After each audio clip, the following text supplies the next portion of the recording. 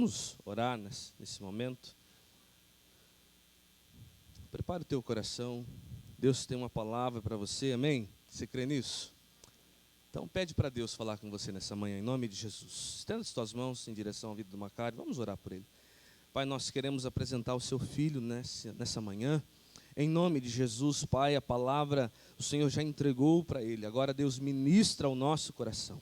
Pai, usa o teu filho, Deus, com poder e graça, na autoridade do teu Espírito Santo, e que a tua palavra, Senhor, traga confronto a nós. Deus, nos faça ser, ó Deus, aquilo que o Senhor deseja. E nós oramos esta manhã, Paizinho querido, que nosso pensamento, nosso coração possa estar voltado a Ti, em nome de Jesus. Amém.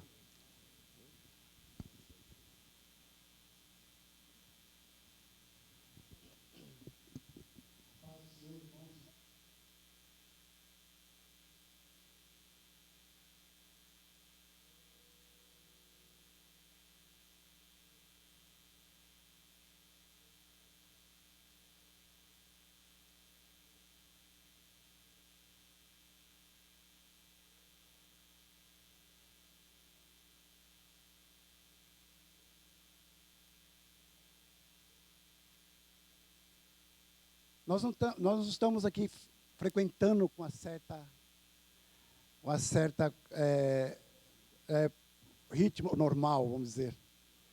Porque eu e minha esposa estamos trabalhando para o Senhor lá na congregação da Colina Verde. Então, às vezes tem irmãos que olham para a gente assim com um olhar assim, meio que duvidosos, né? E tem alguns que chegam até a gente. Há poucos dias uma irmã chegou para mim: onde você estava? Onde vocês estão? Eu falei: não, irmão, nós estamos servindo a Deus lá no Colina Verde. Falei: que bom. Porque eu estava pensando, o Macário, depois de velho, se perdeu. Então, duas situações ruins. O Macário depois de velho. Eu não me acho tão velho assim. Mas os irmãos já estão achando o velho, sei lá qual que é, né? Porque acontecem essas coisas. E quero dizer para toda a igreja que nós não se perdemos, não. Nós estamos bem achados pelo Senhor. Onde Deus tem nos chamado, nós temos nos colocado. Amém? E eu quero convidar vocês nesse momento a abrir suas Bíblias lá em Neemias. Eu quero compartilhar com vocês dois textos da palavra, como está em Neemias e em Lucas também. Se você quiser já aproveitar abrindo esses dois livros. Em Neemias, vamos ler no capítulo 1. E louva a Deus por dar essa oportunidade, né? Porque às vezes temos a oportunidade dos reservas trabalhar também, né? Os pastores titulares não estão aqui, então, aqui no púlpito, né? Mas deu esse privilégio para nós, estar servindo a Deus aqui nessa igreja. Neemias, assentado mesmo, com reverência à palavra do Senhor. Neemias 1, vamos ler do 1 até o 5. Na minha Bíblia está assim: as palavras de Neemias, filho de Ecalias, e sucedeu no mês de Quisleu, no ano 20º, estando eu em Suzã, a fortaleza, que veio Anani, um dos meus irmãos, eles e alguns de Judá. E perguntei-lhes pelos judeus que escaparam e que restaram do cativeiro acerca de Jerusalém.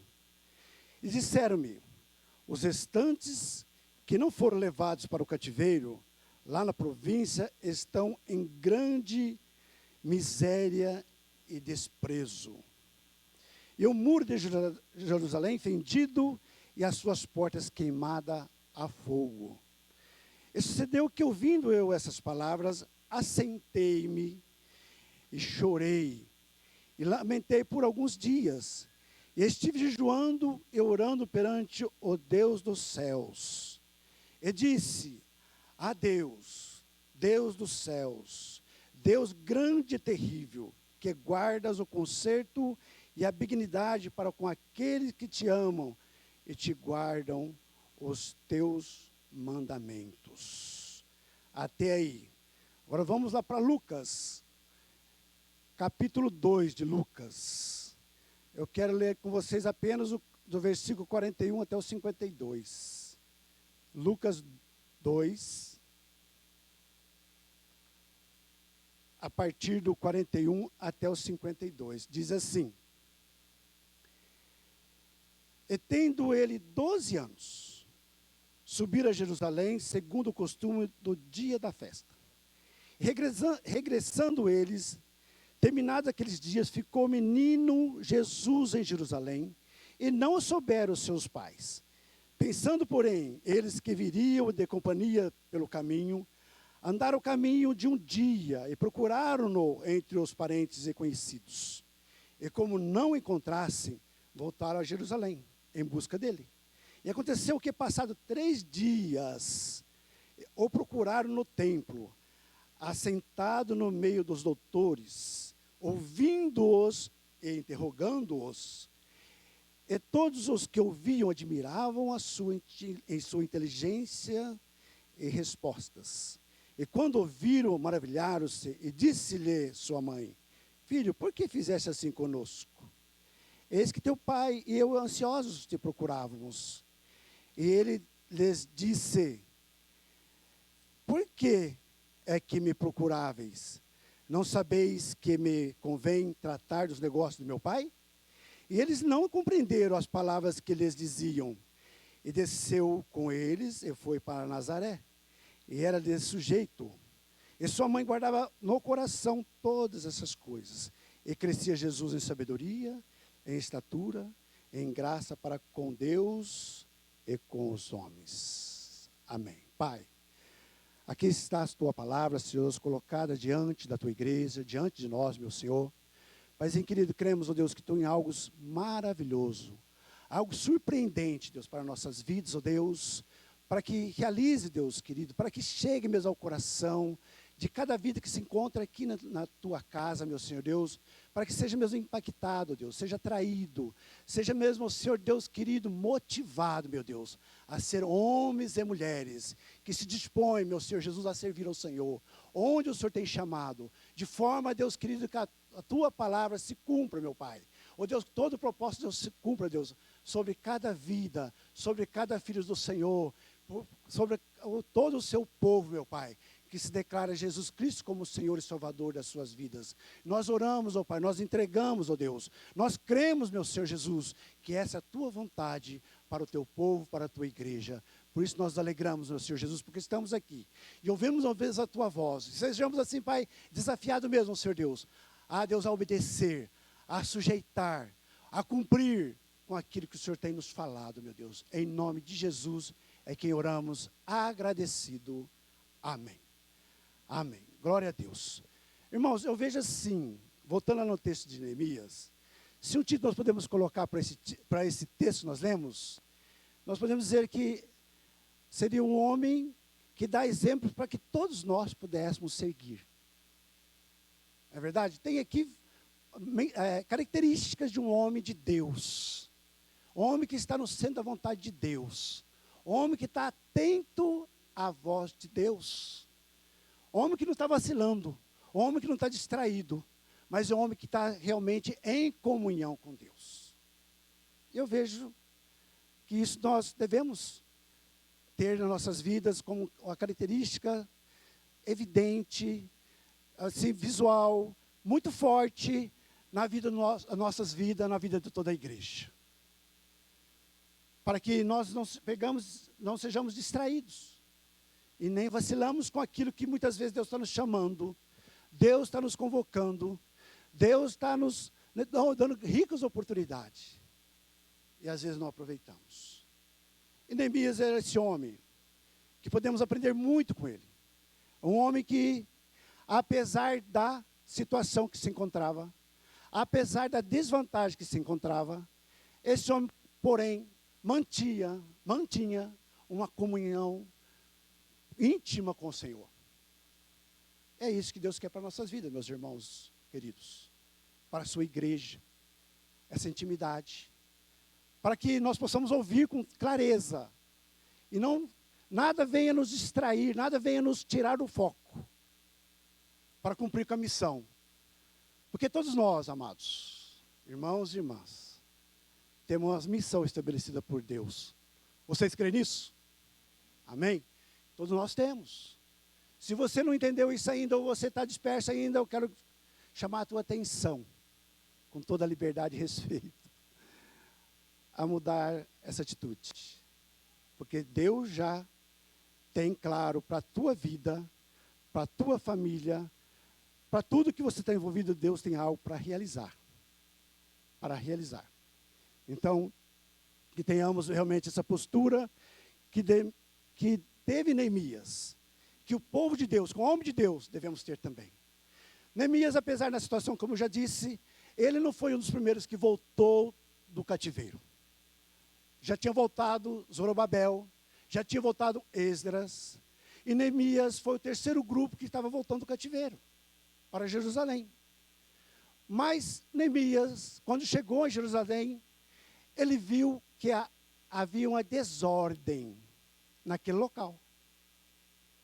Apesar de ter voltado já pessoas de Deus, pessoas que tinham, né, uma intimidade com Deus, povo de Deus, mesmo assim, quando Neemias retornou, apesar desses povos já estarem em Jerusalém, porém parece que não havia mudado nada em Jerusalém. A desordem continuava. E podemos ver, uma das coisas que esse texto nos mostra, que nessa desorganização que estava ali estabelecida em Jerusalém, o povo daquele local já tinha perdido toda a sua identidade. Já tinha perdido as suas características. Aqui um alerta para todos nós, povo de Deus, não podemos perder nossa identidade. Nós não podemos perder nossas características. Nós não somos um povo qualquer. Nós somos chamados para influenciar. Nós somos chamados para declarar que nós somos povo de Deus. Podemos impactar o lugar em que vivemos. Deus nos chamou para isso. Nós somos salvos, queridos irmãos e irmãs. Não simplesmente para dizer, bater no peito, eu sou salvo. Muito bom isso. Mas após isso, Deus nos chamou para que você seja instrumento de Deus para a salvação. Onde você está, não se engane. Deus colocou onde você esteja, onde você passou, onde você está atualmente, é porque Deus tem um propósito para a sua vida naquele local. Embora seja um lugar talvez totalmente contrário aonde você não gostaria de estar. Nem com pessoas que você gostaria de se relacionar. Mas Deus colocou ali para você naquele local, para muitas vezes tratar da sua vida, tratar das nossas vidas, e ser realmente um instrumento de Deus naquele local. Seja uma luz do Senhor naquele local, uma tocha acesa do Senhor, para incendiar aquelas vidas que se encontram abatidas, frias. Isso não é só para o mundo, querido, é para o povo de Deus. Essa característica não é só do mundo. Essa característica muitas vezes encontramos no meio da igreja. Frieza, né? Um amor, um pessoal morno. Que não faz muita diferença, sem identidade. Não demonstra identidade. Não tem as características que Deus chamou para que nós tivéssemos. Porque nós somos chamados para ser discípulos de Jesus. E o discípulo faz o que o mestre fala, determina. A Igreja Metodista de Maringá tem feito o que Cristo fez, tem dado continuidade à missão do Senhor Jesus. Igreja, meus amados irmãos, existe para dar continuidade à missão do Senhor Jesus. Nós somos essa pessoa responsável. Nós somos esse evangelho que hoje estamos aqui, nessa cidade, onde Deus tem nos colocado, para ser esse evangelho, de anunciar as boas novas para as pessoas perdidas. E Neemias mostrou muito claramente essas características, né, de demonstrar, de exaltar a identidade do povo, resgatar a identidade do povo, de ajudar, levantar pessoas líderes. Nós temos orado nas manhãs, nós temos um desafio para nós para orar por liderança. Liderança, Deus precisa levantar liderança. Lideranças fortes, compromissadas com o reino do Senhor. Liderança para cuidar das crianças, liderança para cuidar dos adolescentes, liderança para cuidar dos jovens, dos adultos, dos anciões. Precisamos de liderança Para o povo de Deus precisa resgatar essas identidades, queridos. Ser líderes. Líderes. A tua palavra tem que ser impactante onde Deus tem te colocado. A tua palavra tem que ser diferente. A tua palavra tem que trazer algo novo que muitas vezes, em muitos lugares, e muitas pessoas não conhecem. Deus nos resgatou para justamente nós cumprirmos com essa missão. Nesse mundo tenebroso. Nesse mundo em que vivemos. Uma das coisas também que nós podemos aprender, né? Neemias, por ser um governador de Jerusalém, foi um homem que resgatou os valores. E nós, povo de Deus, o que nós temos? Nós, muito aqui, eu creio que aqui no nosso meio não tem ninguém, vamos dizer, político, ou que faz parte dessa classe. Mas nós, como povo de Deus, devemos orar. Orar por nossos políticos, orar por nossas autoridades, que governam a nossa nação. Irmãos, não se iluda. Esses homens que estão sobre nós têm grande influência sobre toda a nação, sobre todo o país, sobre o poder econômico, sobre o poder espiritual. E às vezes nós nos despertamos para essas coisas. Às vezes comentamos de governo e metemos o pau no governo. E às vezes eu já fiz muito isso. Mas eu tenho me policiado nisso. A não falar mais mal do governo. E nem dos ex-governos. Eu quero orar, nós temos que orar para a vida deles. Porque essas vidas também são preciosas para Deus. É a palavra de Deus que toda autoridade foi constituída por Deus. Se foi constituída por Deus, meus irmãos, goste ou não goste, é autoridade. E cabe a nós, como povo de Deus, orar, interceder, clamar por essas vidas, entregar essas vidas nas mãos do Senhor. Porque a vontade nossa não é fazer nada disso. A vontade nossa é chegar lá, né, como fizeram lá nos Estados Unidos, jogar um avião em cima, destruir com tudo. Parece que é uma coisa assim, que muitas vezes é em nosso coração. Eu não sei se vem no coração de vocês, mas no meu coração já veio muitas vezes isso. Mas por que não vai alguém lá e extermina aquele povo miserável? Mas não é isso que Deus quer das nossas vidas. Cabe a nós, como povo de Deus, agir com formas diferentes, ser diferenciadores. Trazer uma nova perspectiva. Trazer uma nova direção. Uma solução efetiva. E a solução efetiva, meus amados irmãos, é somente que vem de Deus. Não adianta nós arrumarmos situações, atitudes que nós amenizamos uma situação ou que nós resolvemos parcialmente. A solução efetiva para nossas vidas, para nossa família, para o nosso governo, para o nosso país, é de Deus. Creia nisso, ore por isso. Não perca mais tempo em ficar falando apenas mal. Falando mal, mas fale dessas pessoas para Deus. Fale para a pessoa certa. Porque a gente, quando entra para esse caminho de comentar mal e tal, isso é uma coisa que contamina nossas vidas. Isso nos desanima. Isso faz nós perdermos o foco. Cuidado com a nossa postura que temos diante de coisas que nós não concordamos. Deus nos colocou justamente para que sejamos pessoas, né, abençoadoras, liderança, em que nós, através de nossas vidas, possamos mostrar às pessoas, ao mundo, que somos pessoas abençoadas. Somos pessoas vitoriosas. Somos pessoas que não fraquejam. São pessoas que não desanimam. Mas mesmo na situação toda contrária, Deus dá a ferramenta necessária para nós lutarmos contra todo o levante do diabo, toda a astúcia do diabo, todo o poder contra o reino de Deus e contra o povo de Deus. Busquem em Deus. Busquem em Deus. Na leitura que nós fizemos em Neemias, mostra ali que Neemias estava preocupado com Jerusalém.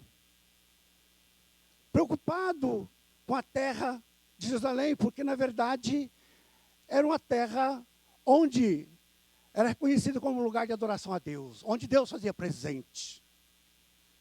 Então nós, como de Deus, temos que ter cuidado com essas coisas.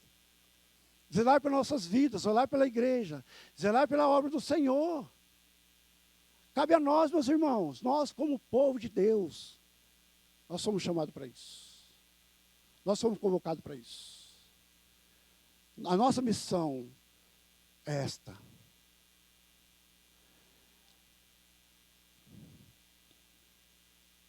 Uma das características também da atitude da situação de Neemias, ele queria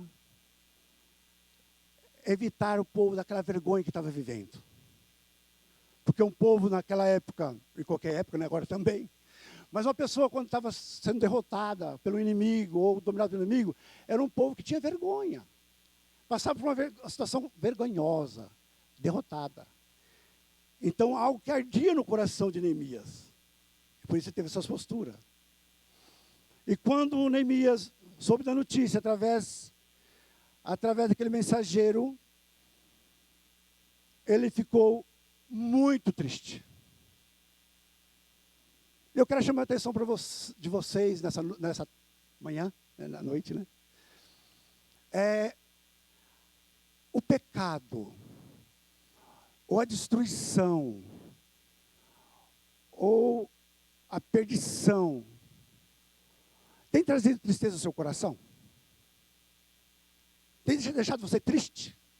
A situação que nós estamos vivendo nesse momento, que é a situação, olharmos para o mundo, olhar para os jovens, olhar para as faculdades, universidades, essa situação traz tristeza ao seu coração? Traz ou não traz? Se não estiver trazendo tristeza, eu quero dizer para você que tem motivos de sobra para nós entristecer muito pelo que caminha os jovens, os adolescentes, o futuro da nossa nação, os futuros líderes, os futuros governantes, o que eles têm recebido, o que eles têm vivido, ou o contexto que eles têm frequentado.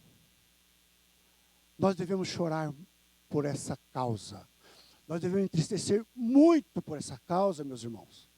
Se você tiver realmente Jesus no seu coração, se tiver o amor de Jesus derramado no seu coração, é motivo de muita tristeza e de muito choro. Porque a situação, queridos irmãos e irmãs, caminha de mal para pior. Eu moro no meio dos universitários. A nossa residência é no Jardim Universitário. Então a gente vê assim, com maior clareza, o nível dos jovens, o nível de boa parte dos estudantes. Irmãos, é motivo de muita tristeza. É motivo de muita tristeza. Essa foi uma das atitudes de Neemias que devemos aprender com esse homem de Deus. Neemias ficou profundamente triste. E após essa tristeza, após esse choro, Neemias teve atitudes. Teve atitudes. Para que, após ele ter orado, muito importante, né, para todos nós, a primeira atitude de um crente, a primeira atitude de um cristão, é se apresentar ao Senhor. Apresentar ao Senhor. Com choro, com tristeza, com decepção, mas o nosso lugar é aos pés do Senhor. É o melhor lugar que podemos encontrar diante de qualquer frustração. É aos pés do Senhor. E orar ao Senhor. E declarar ao Senhor o que está realmente no nosso coração. E Neemias teve essa atitude, orou, se derramou-se diante do Senhor, buscando a maneira de mudar a situação. Porque, queridos, como eu já falei no começo, a solução tem que vir do Senhor. A orientação tem que vir do Senhor. A postura que devo ter tem que vir do Senhor. A minha ação tem que vir do Senhor. Se não for assim, você sabe o que acontece. Que nós somos tendenciosos a fazer da nossa vontade e as coisas não dão certo. as coisas vão se complicar. Então Neemias teve essa atitude. Neemias dedicou todos os seus recursos, todos os conhecimentos, toda a sua experiência para fazer o que deveria ser feito. Dedicou tudo que tinha, todos os conhecimentos, todas as atitudes para que realizasse e cumprir com aquilo que ele sabia, tinha certeza que Deus gostaria que fizesse. Irmãos, essa é uma atitude que devemos ter. Diante de qualquer notícia que você tenha recebido, por mais frustrante e decepcionante que seja, por mais trágico que seja, em primeiro lugar, ore. Ore. Vai para a presença do Senhor. Se derrama na presença do Senhor. E depois superar aquela dor, as frustrações, as decepções. Aí tem atitudes. Aí haja. Mas primeiro procura o refrigério do Senhor. Porque no âmbito da tua decepção, da tua frustração, a tua ação normalmente não é a que Deus gostaria que você tivesse. Então busca o jeito do Senhor. No versículo 5 nós lemos, Neemias jejuou e orou durante vários dias, expressando seu lamento pelo pecado de Israel. O seu desejo que Jerusalém vivesse novamente adorando ao seu único Deus e Deus verdadeiro. Neemias tinha uma visão clara do que ele desejava e sabia o que realmente Deus gostaria que acontecesse naquele local. Deus deu toda a estratégia. Deus nos dá toda a estratégia, toda a ferramenta, todo o recurso que nós precisamos, necessitamos para cumprir com o propósito de Deus nas nossas vidas. Irmãos, não arrume desculpa.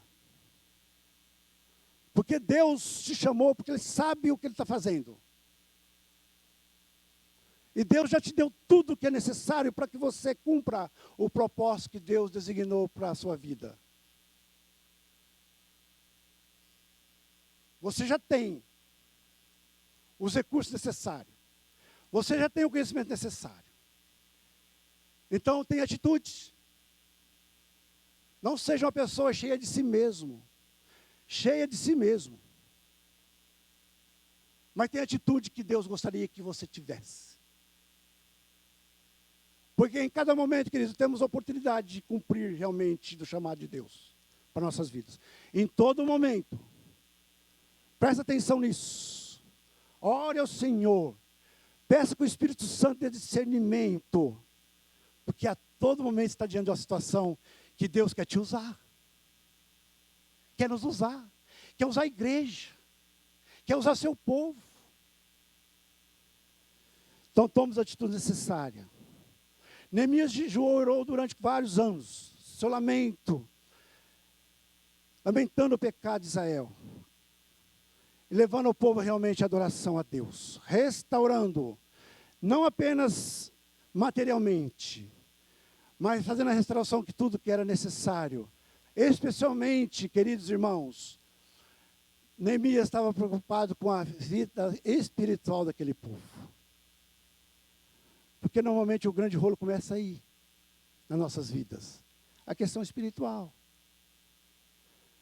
Porque nós podemos estar bem em todas as coisas, espiritualmente não estamos bem, nada vai dar certo. Ou alguma solução paliativa. A solução eficiente vem do Senhor.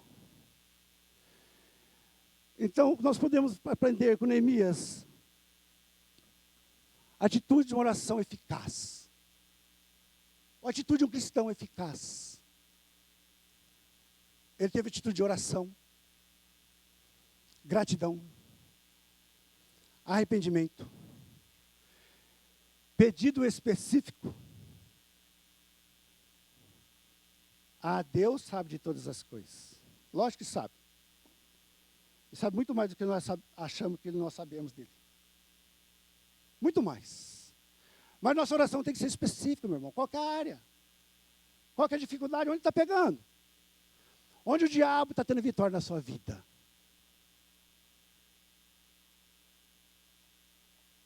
Seja específico. Não tenha vergonha nesse momento em dizer o que você é, o que você está sendo e aquilo que você realmente precisa da intervenção do Senhor. E assuma um compromisso. Compromisso é uma palavra, é uma situação, atitude que hoje nós percebemos que não só as pessoas a nível de caráter, mas também isso está entrando aí da igreja. A questão de compromisso. Compromisso com o Senhor, compromisso com as causas do Senhor. A gente percebe muitas vezes, queridos irmãos, talvez não seja esse caso dessa nossa igreja aqui, de outra igreja, mas a gente percebe que muitas vezes o descompromisso é berrante com aquilo que se refere a Deus, com a obrigação de povo cristão, que dizemos, declaramos, somos cristãos, mas queridos, a nossa atitude, o nosso compromisso muitas vezes revela totalmente o contrário. Parece que estamos muito distantes disso. Então, compromisso. Temos que ter compromisso. Priorize, buscai primeiro o reino de Deus. Tenha vivo isso no seu coração. O reino de Deus. E de uma forma muito triste, a gente percebe muito claramente que o povo de Deus atualmente negocia as coisas de Deus com muita facilidade. Por qualquer motivo, ou seja, por um motivo muito simples, negocia as coisas de Deus, a prioridade com Deus. Depois esperamos ter vitória. Depois esperamos que não teremos luta. Depois achamos porque Deus somos fracassados. Porque Deus não olha para mim. Porque Deus olha para si. Olha para as atitudes. Olha para os seus compromissos. Se realmente você tem algum compromisso com o Senhor. Com aquilo que é referente à obra do Senhor. Verifica, analisa. Irmãos, e há poucos dias, lendo esse texto, e nós temos um devocional no dia de manhã, todos os dias, na parte da manhã, e dessas meditações nós estávamos nesse dia, eu vou até ler um trecho para vocês, que diz assim: nosso país é hoje muito parecido com Jerusalém de então. O nosso país é muito parecido com Jerusalém daquela época. É ou não é? Olhando para a situação do nosso país, não é realmente muito parecido com a situação que se encontrava em Jerusalém? O muro básico da defesa da nossa nação, o muro básico da defesa da nossa nação, a família. Tivemos há poucos dias, muito bom, né? O mês da família. O mês da família. É muito bom dar esse foco de vez em quando, né? Trazer essas mensagens, essa missão. A família. A família está em ruína e necessita urgentemente de reconstrução. Irmãos, quando nós olhamos para a situação das famílias atuais, é realmente muito motivo de choro e tristeza. Irmãos, nós não poderemos ter uma nação saudável. Uma nação que se diz cristã.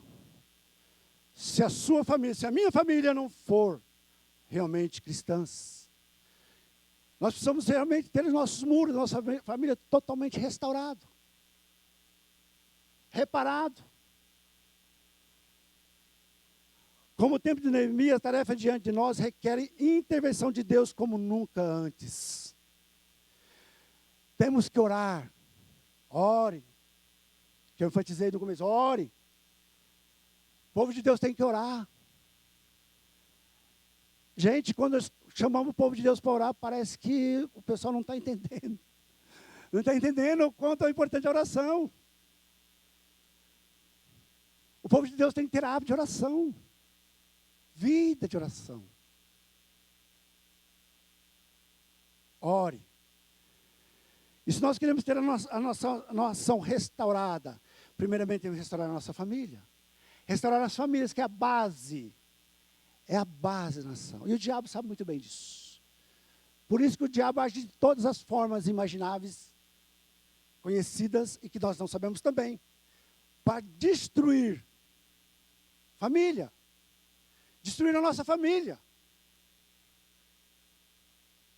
Quantos casos nós sabemos que a família está em situação de mal para pior? Ou situações que estão acontecendo dentro da nossa família. O que nós temos feito? Qual a postura que nós estamos tendo diante disso? Então devemos orar. Orar pela família. Clamar pela família. Jejuar pela família. Fazer tudo que a palavra de Deus nos orienta que devemos ter. Fazer. Para que a família seja restaurada, edificada, reparada. Tudo que for necessário, faça. Todo o recurso que você tem, invista.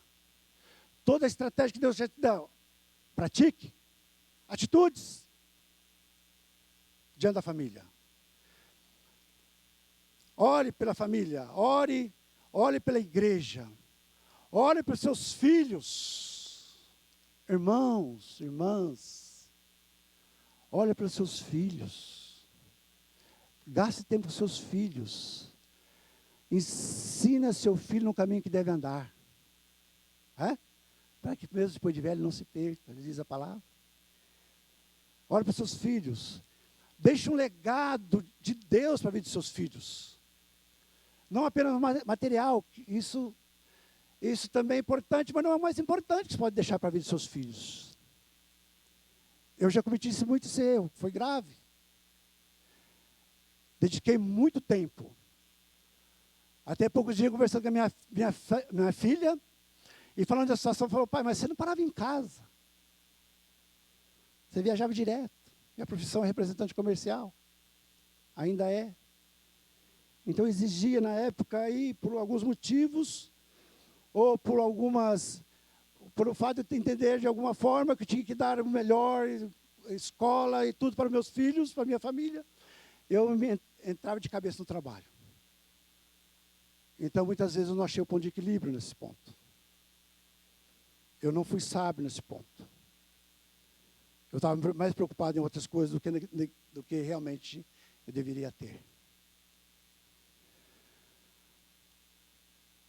Ore pelos políticos, ore pela união da nossa nação, orem por todas as autoridades, para que realmente o nosso país, a nossa família, primeiramente, seja restaurada. E, por consequência, a nossa nação seja restaurada. Os muros sejam restaurados. Indo lá para aquele texto, terminando esse momento, lá para o Lucas 2. Vocês devem estar pensando, pô, leu Lucas 2, até agora não falou nada do Lucas 2. Eu queria deixar isso para o final. Eu vejo uma coisa muito importante. Lucas 2, naquela passagem que nós lemos, fala de Jesus. 12 anos, na casa do Pai, em Jerusalém, conversando com os poderosos da época, os estudiosos da época, os senhores da época. E trazendo alguma surpresa. ou surpreendendo aquelas pessoas com qual ele conversava. E como nós lemos, só para relembrar, a família viajou o retorno para seu país, para sua região, e perceberam que Jesus não estava entre os povos. Os pais voltaram, Jesus e Maria voltou. Encontrou Jesus junto com as autoridades daquela época, né, os doutores da época. E também foram surpreendidos. E o que eu queria enfatizar dentro desse texto, que tem muita coisa, um texto muito rico, dá para tirar pregações e pregações sobre essa passagem. Mas uma das coisas que nós podemos ver, né, vamos dizer, do ponto alto, esse texto que nós lemos é que a resposta que Jesus deu para seus pais, que está no versículo 49. E ele lhes disse, por que me procurais? Não sabeis que me convém tratar dos negócios do meu pai? E eles não compreenderam as palavras que lhes dizia. E desceu com eles e foi para Nazaré. E era-lhes sujeito, guarda essa palavra. E era sujeito a seus pais. E sua mãe guardava no coração todas essas coisas. E crescia em sabedoria, em conhecimento, em estatura, diante do Senhor e diante dos homens. Irmãos, vale lembrar aqui que Jesus foi criado como uma criança normal. Passou por mesmas situações que nós já passamos, que nossos filhos estão passando ou que vai passar.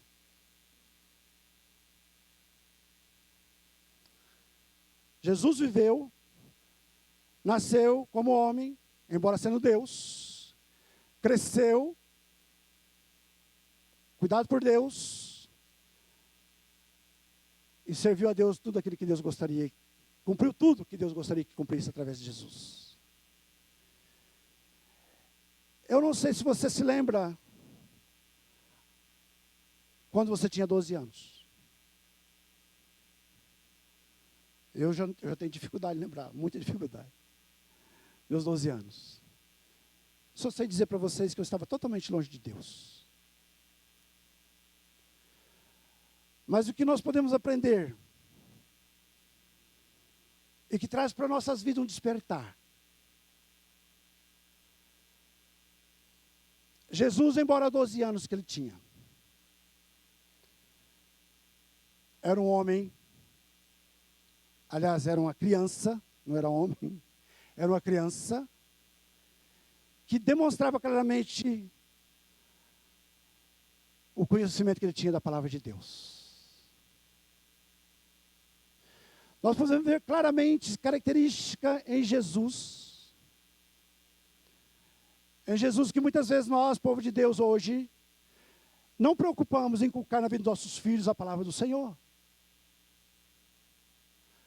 Nós omitimos essa responsabilidade nossa, como pai, sobre a nossa família. Nossas vidas, principalmente homens sacerdotes que estão aqui. Omitimos essa atribuição que Deus confiou a você. Eu falei com relação a isso. E a minha palavra hoje para vocês, ainda que é tempo, eu gostaria que você não falhasse da forma que eu falhei.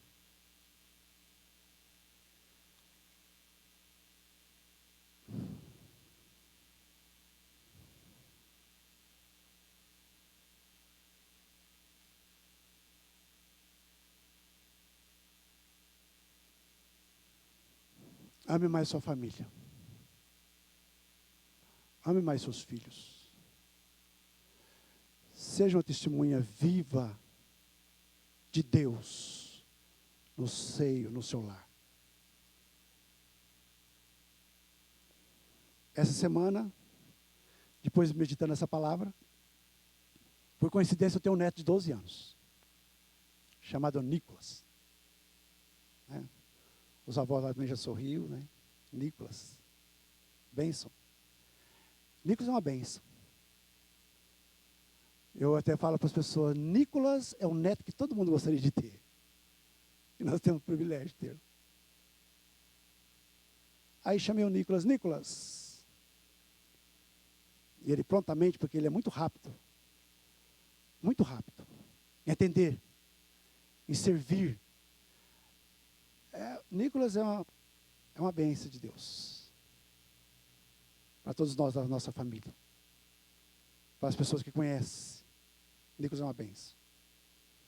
Aí chamei Nicolas, você já leu a Bíblia? Aí ele ficou meio perdido. Avô, eu já li algumas coisas. Ele é bem, assim, muito claro no que fala. Assim, muito, expressa todas, né, com toda a correção, não é igual o avô dele.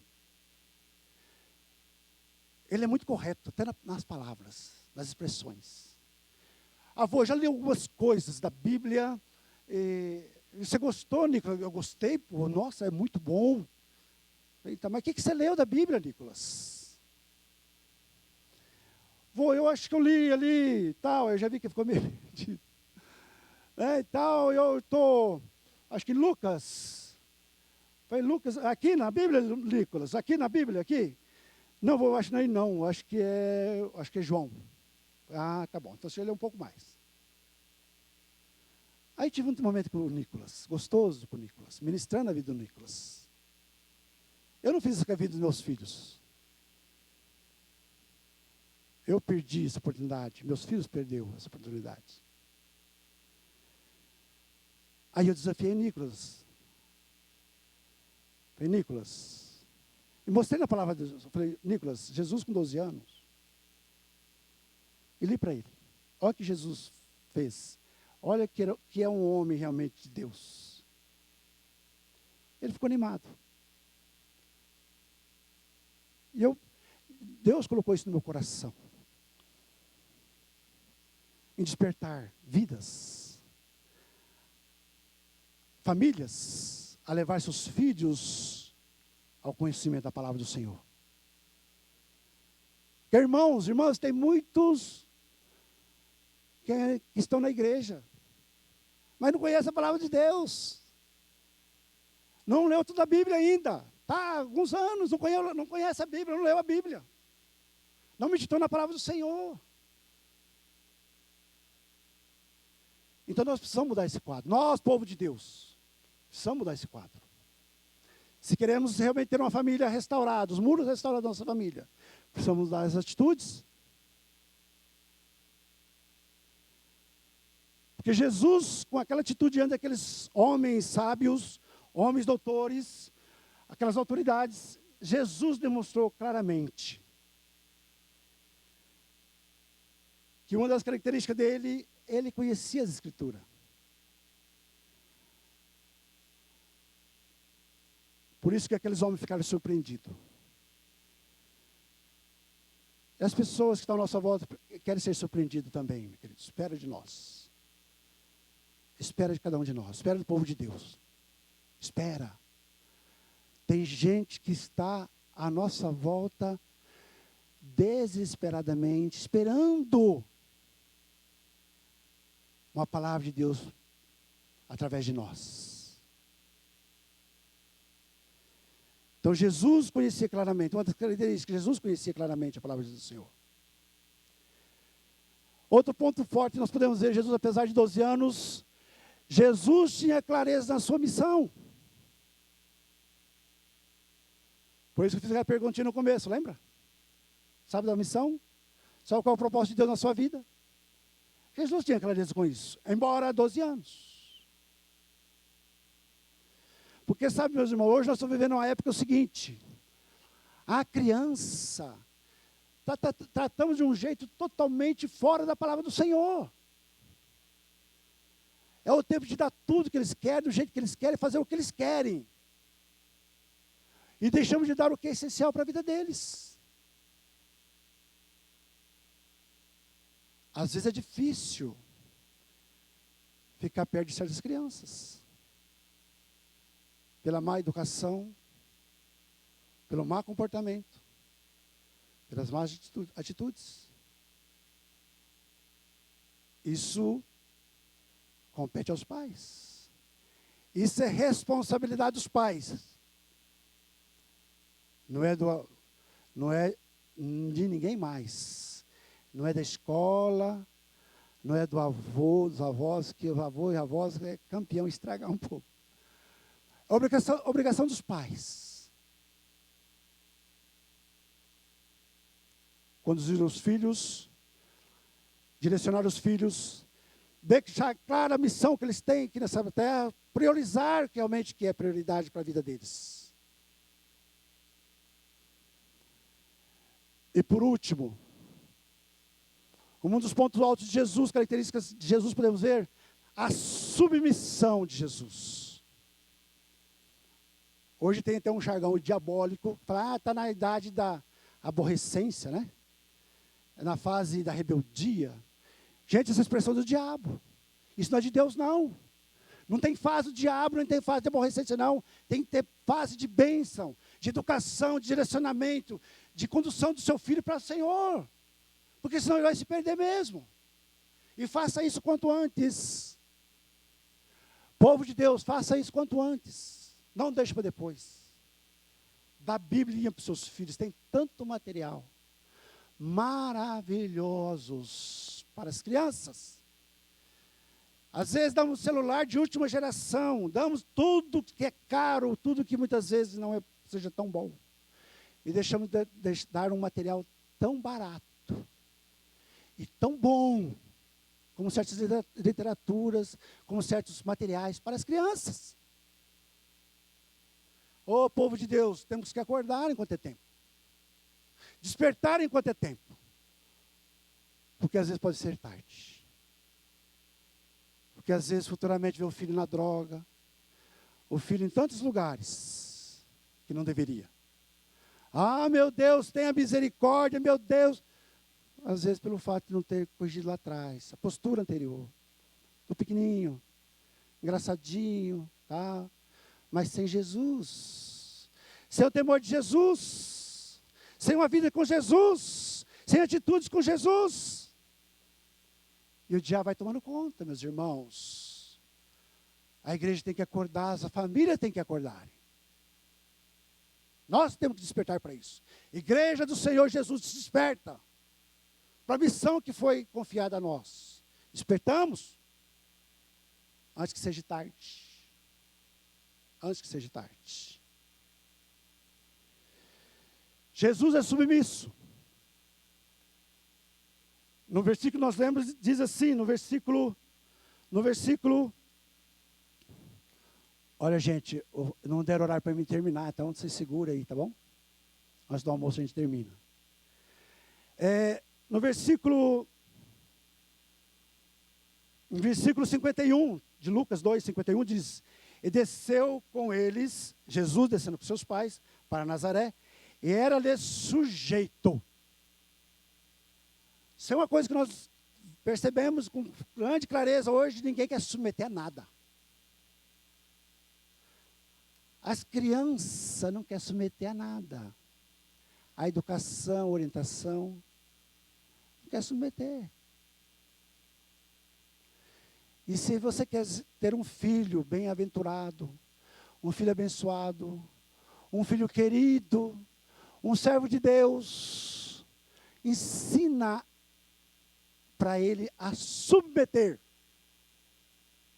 Coloca regras, ordem, dê padrão, dê limites.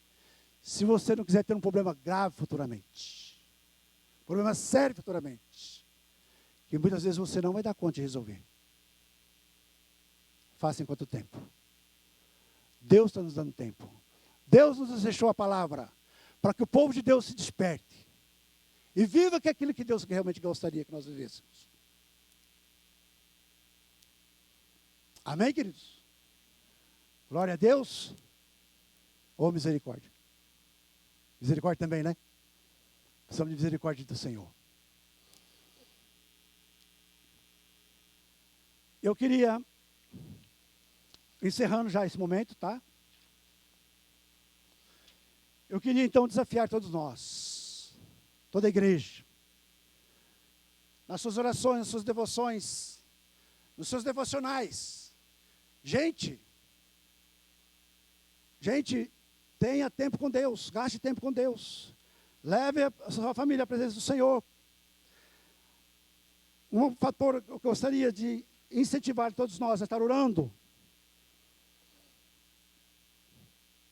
Olhar para o nosso casamento. Orar para nossos lares. Orar para o nosso par. Para que todas as necessidades do Senhor, vinda do Senhor, sejam supridas sobre a vida dos nossos filhos. Ore para que Jesus seja o Senhor primeiro em seu próprio lar. Primeiro.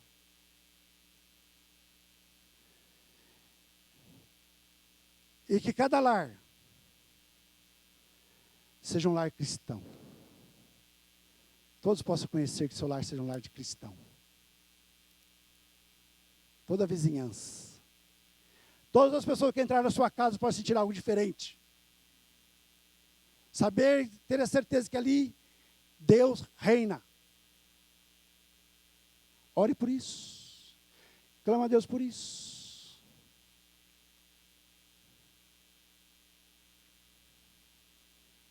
Para que em tudo